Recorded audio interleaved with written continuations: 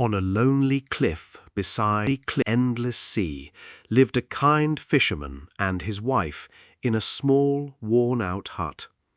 The fisherman was content with his simple life, spending each day catching fish while enjoying the peaceful sound of the waves. His wife, however, was never satisfied.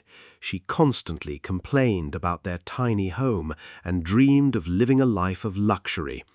No matter how hard the fisherman tried to make her happy, she always wanted something more. One morning, while fishing in the calm blue sea, the fisherman caught a strange golden flounder. To his shock, the fish spoke.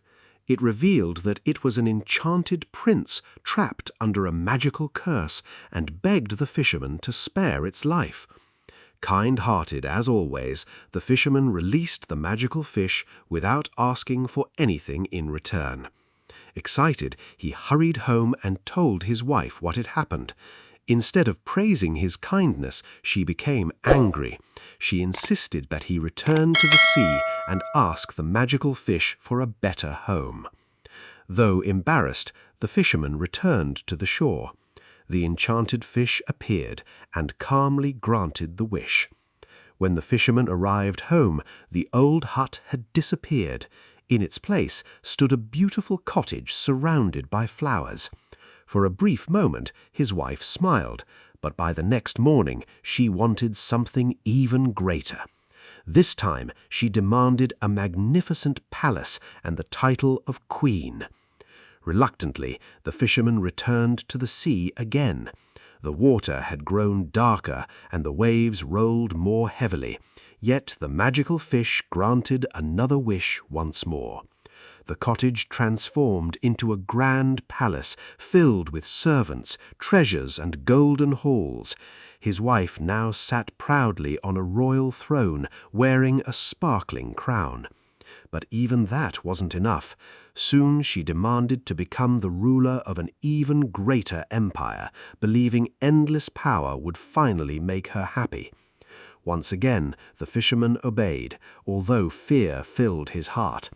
The sea became rough and stormy, as if warning him to stop.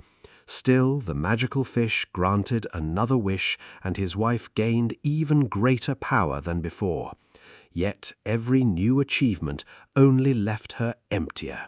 She spent sleepless nights staring through palace windows, wondering what could possibly satisfy her restless heart. Finally, blinded by endless greed, she made one final demand. She wanted to control the sun, the moon, and the entire universe. Horrified, the fisherman begged her to change her mind, but she refused. With a heavy heart, he returned to the sea one last time.